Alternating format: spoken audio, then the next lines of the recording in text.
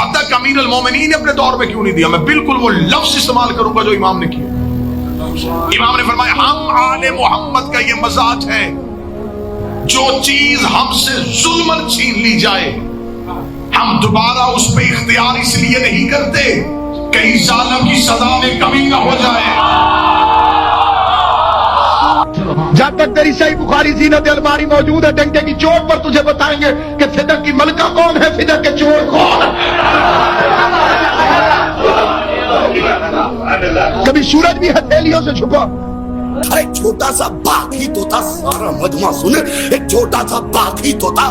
میں نے پلٹ کے کہا صاحب اگر یہ فدق چھوٹا سا باغ تھا تو آپ کے بڑے سے خلیفہ نے قبضہ کاہے کو کیا؟ حضور کی پیاری بیٹی دربار میں حق مانگنے گئی تھی، مولوی کہتے گئی تھی، خالی واپس آئی حق لے کر آئی۔ مولوی کہتے حق بندہ نہیں تھا، کہتے لمبا جواب نہ دے، میں نے تجھے کہا یا ہاں کہے یا نہ کہے۔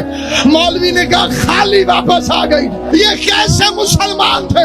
محمد مصطفیٰ کی بیٹی 4 گھنٹے تک کچہری میں کھڑی رہی، ایک ایک کا چہرہ دیکھتی رہی، آواز دیتی رہی حیا کرو میں محمد مصطفیٰ کی بیٹی۔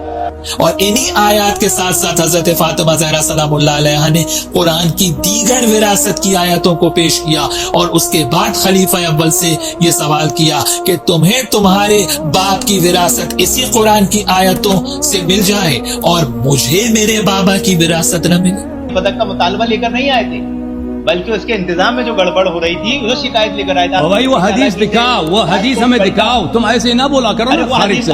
وہ حدیث ہمیں دکھاؤ کہ حضرت زہرا سلام اللہ علیہا کو اس بات پہ غضب تھا کہ انتظامیہ کس کے ہاتھ میں ہے، وہ حدیث ہمیں دکھاؤ۔ تو میرے بھائی پھر مسئلہ جو ہے وہ ابو بکر عمر کا نہیں ہے، مسئلہ پھر مولا علی کا بھی بن جائے گا، چاہے وہ امت کے مفاد میں بھی ہو، لیکن مسئلہ بہت بڑا ہے نا۔ چلے الٹیمیٹلی آپ کی بات مان لی کہ انہوں نے امت کے مفاد میں کیا، تو آپ کو امت کا مفاد عزیز نہیں ہے کہ آپ بکواس کرنے بند کر دیں، قیامت کے دن کے لیے چھوڑ دیں؟ جب مولا علی خاموش ہو گئے اس مسئلے میں تو آپ کیوں اپنی زبانوں سے اس طرح کی باتیں کرتے ہیں؟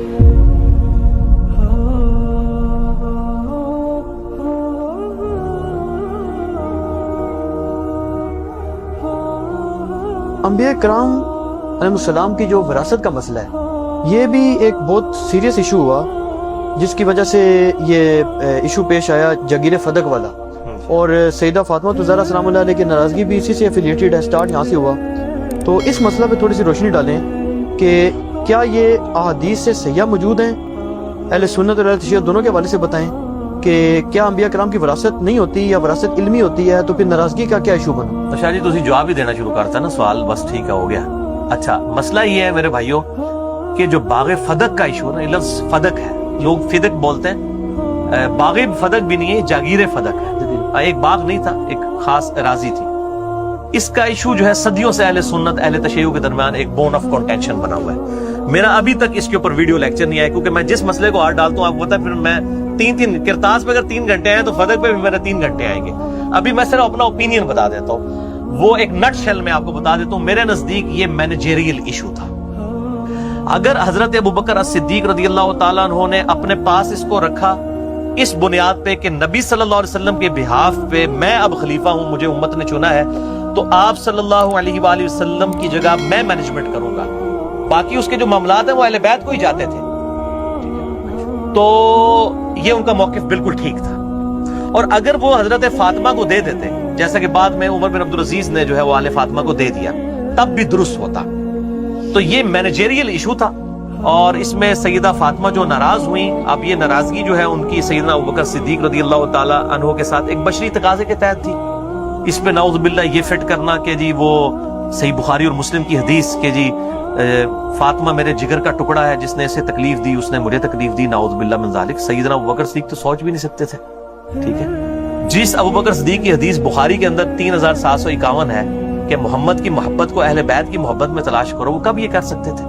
ٹھیک ہے، وہ ایک بعض کا دنیاوی طور پہ بھی کبھی ایسے اختلاف آ جائے تو ناراضگی ہو، یہ بات ٹھیک ہے، بخاری اور مسلم میں موجود ہے کہ وفات تک سیدہ رہی ہیں، سیدنا علی نے رات کو ان کو دفن کیا ہے، ابوبکر عمر کو نہیں بتایا، ظاہر ہے ایک معاملہ چل رہا تھا، اور یہ دنیاوی اعتبار سے اس طرح کی ناراضگی ہو جاتی ہے۔ بل فاطمہ فٹ نہیں کرنا چاہیے، اس طرح کی ناراضگیاں تو مطلب بعض کا سیدنا علی اور فاطمہ کے درمیان بھی ہو جایا کرتی تھی، اس لیول کی تو نہیں لیکن ہو جاتی تھی، تو اس طرح فتویٰ نہیں لگانا چاہیے۔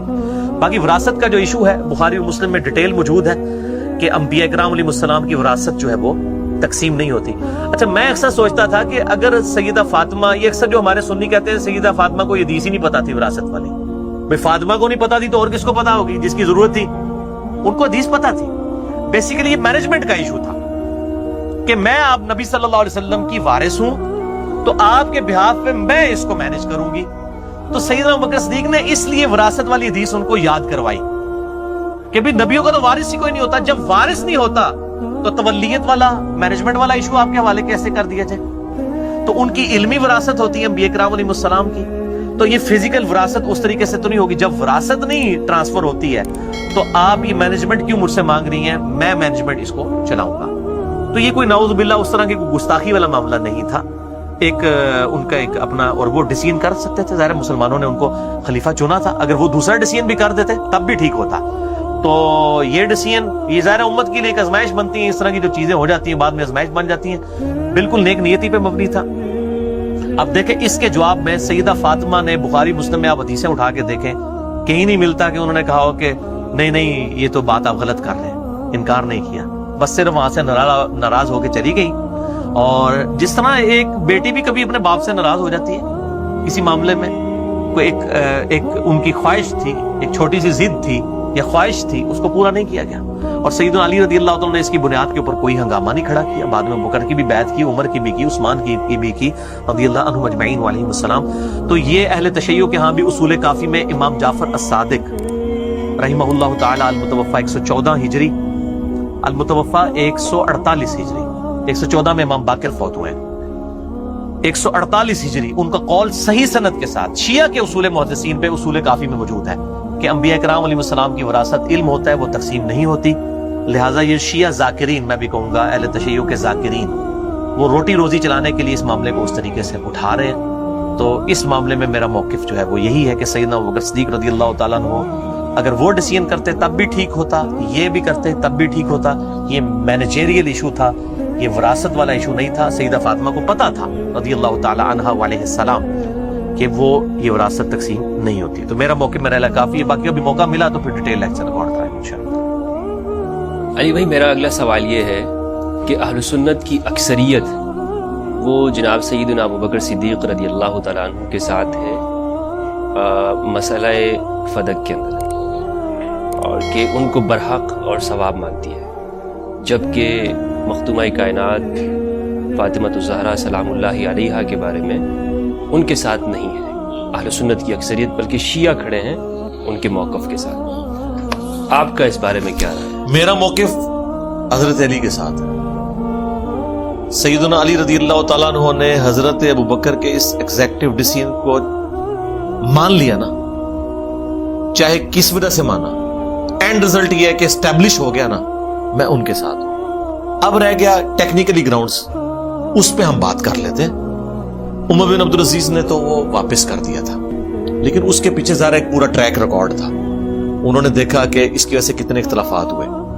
اس زمانے میں حضرت ابوبکر آتے تو شاید عمر بن عبدالعزیز والا ڈیسیژن کرتے۔ حضرت ابوبکر کے تو وہم و گمان میں بھی نہیں تھا کہ میرا یہ جو ایگزیکٹو ڈیسیژن ہے اس کے کانسیکوینسز یہ نکلیں گے بعد میں۔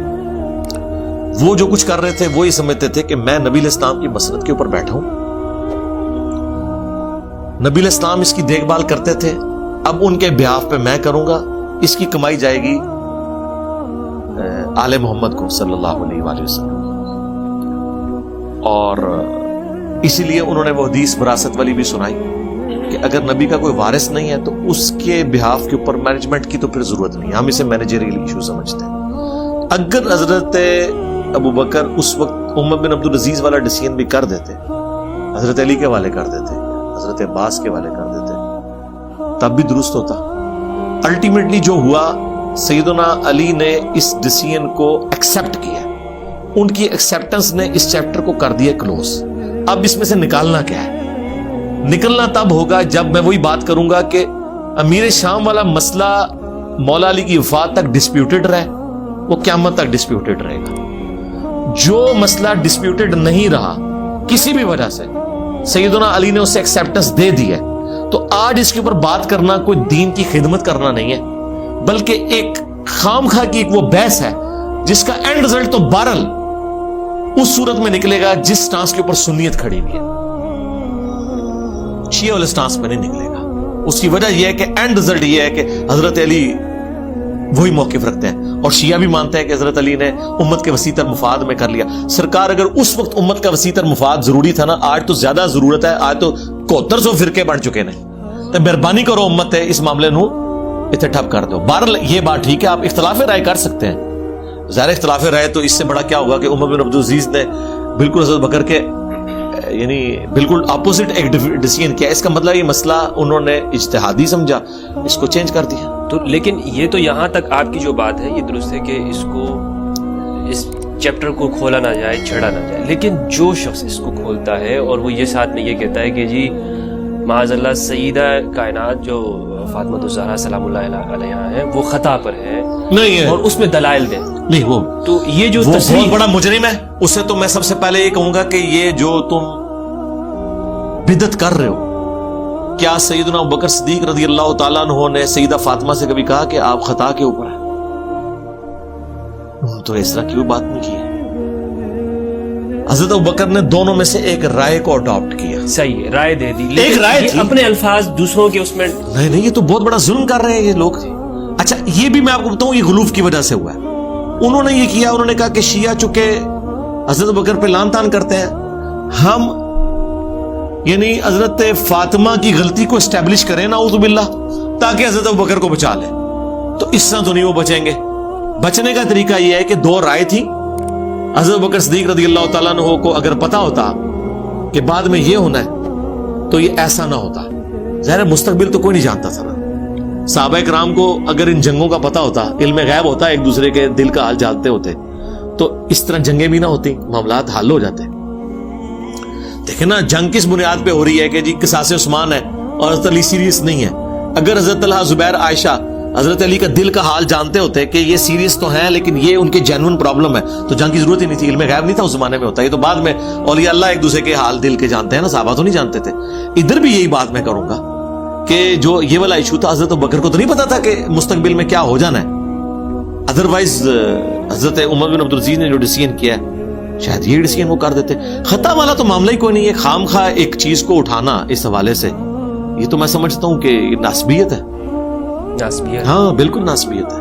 کیونکہ دیکھیں یہ لوگ بے گناہ بے خطا معاویہ تو نعرہ لگا رہے ہیں، اور سیدہ جب فاطمہ کی باری آئی ہے سلام اللہ علیہا تو ادھر خطا، اور پھر جب تھوڑا دبایا تو پھر خطا اجتہادی اور یہ چیزیں شروع ہو گئی۔ تو خطا اجتہادی تو پہلے دن سے امیر شام کے بارے میں سب کو پتا ہے، ادھر جب نعرہ تمہارا لگا رہا تھا وہ باپا جانی اور اس کی سپورٹ میں تم لوگ کھڑے تھے، اس وقت نہیں اس کو کسی نے مت دی کہ یہ تو نعرہ لگ ہی نہیں سکتا۔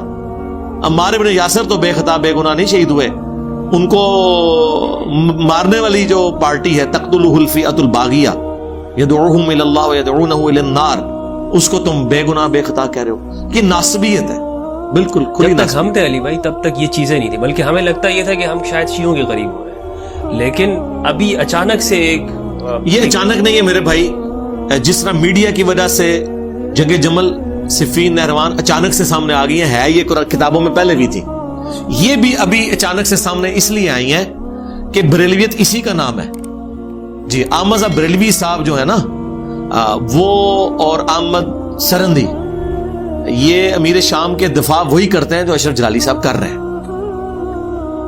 یہ مسئلہ پیچھے سے چل رہا ہے، اس کو صرف بیان کیا۔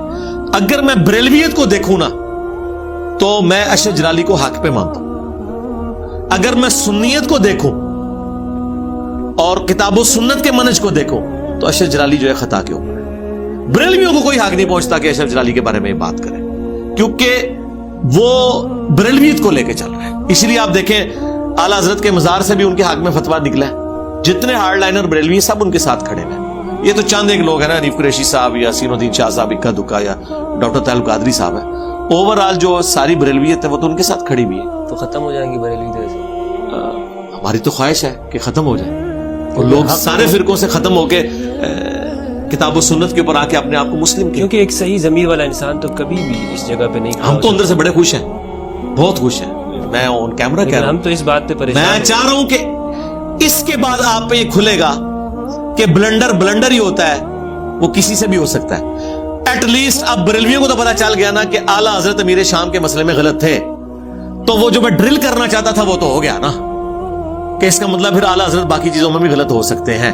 जिस तरह आपके उस्ताद और मेरे उस्ताद, मैं तो यानी किताबों के एतबार से बात कर रहा हूं, गुलाम सईदी साहब ने इन्ना फतहना लका फतहम मुबीना, उसके बाद एक उन्होंने ड्रिल तो कर दिया ना कि आला हजरत से भी मिस हैंडलिंग हो सकती है, ठीक है ना।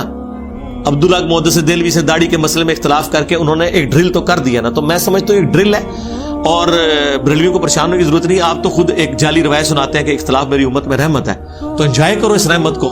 ये रवायत तो जाली है, लेकिन मैं तो इस रहमत को एंजॉय कर रहा हूं कि बरेलवियों को ये बताने में कामयाब हो जाऊं कि देख लो तुम्हारे अपने फिरके के अंदर भी कितनी दो डिफरेंट राय हैं। लिहाजा आप जरा अपना दिमाग खोलो और देखो कि किताब और सुन्नत क्या कह रहा है। दोनों तरफ बड़े बड़े उलमा खड़े हुए हैं ना, तो कोई एक तो ठीक होगा। जब एक ठीक होगा ना, तो जो गलत निकल रहा है ना वो तुम्हारे फिरके का इमाम है। ये अशरफ जलाली भी बेसिकली नक्शबंदी है, ये शेख अहमद सरंदी का मुरीद है, आपको पता है, ये नक्शबंदी सिलसिले में है, इसीलिए इसने अफकार मुजद्दिया का जिक्र किया है। अफकार मुजद्दिया यही है, हाँ वो तो बहुत हार्ड लाइनर है इस मामले में, और मुझे ये कहने में आर नहीं है। सबसे पहले ये बात मैंने प्रोफेसर अहमद अख्तर साहब से सुनी थी, वो गुजर खान वाले, कि पाकिस्तान इंडिया बांग्लादेश में जो सुन्नी शिया कन्फ्लिक्ट है ना, इसको हवा जिस बंदे ने दी है ना, वो शेख अहमद सरंदी है। उसके मकतूबात के अंदर जहर घुला हुआ है शिया के खिलाफ, बहुत ज्यादा। आप मकतूबात पढ़ें, आपको तो ये जो तकफीरी जमातों का जहर नजर ही नहीं आएगा जो उसके अंदर पाया जाता है। लेकिन ये बात है, हजरत अली के लिए वो अपनी तसव्वुफ की लाइन की वजह से एक अकीदत रखते हैं। वो मैंने बताया ना, सुन्नियत पे ओवरऑल अम्ब्रेला रहती है। हाँ, हजरत अली के बारे में वो बहुत, जैसे मौलाना रूम ने वो जो, हालांकि उनका सिलसिला तसव्वुफ हजरत अबू बकर से मिल रहा है, नक्शबंदी सिलसिला मोहम्मद बिन अबी बकर, हाँ मोहम्मद बिन बकर के थ्रू, तो लेकिन हजरत अली के बारे में उनकी वही एहसासात हैं जो एक कादरी और चिश्ती के होते हैं, बल्कि उनसे बढ़ के ही है। लेकिन अमीर शाम के बारे में उन्होंने कहा दिया कि जो अमीर शाम के बारे में बोले वो दोज़ख के कुत्तों में से कुत्ता है, और यही कहानी जो है आगे अहमद बरेलवी ने नकल की, और वही ये लोग लेके आजकल चल रहे हैं। ये जो हाविया वाला है, ये अरबों में एक बड़ी एक उम्दा मिसाल है, लेकिन मैं यहाँ देना हाँ छोड़ दे।